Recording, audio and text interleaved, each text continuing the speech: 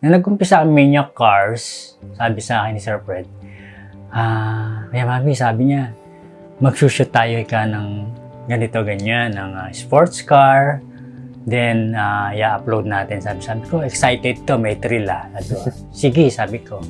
Then, nung pala, sinabi niya sa akin, ako pala ang magiging pilot driver nila. Habang nagro-roll. Kaya ayun, ang papel ko rito is sa Maniac Cars, naging pilot driver.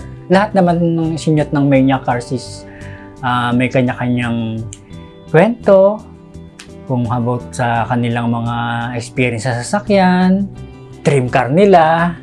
So nakita ko naman ng nila, pag-aalaga isa, okay naman. Talagang mapaluma yan, mapabago. Talagang nami-maintain nila.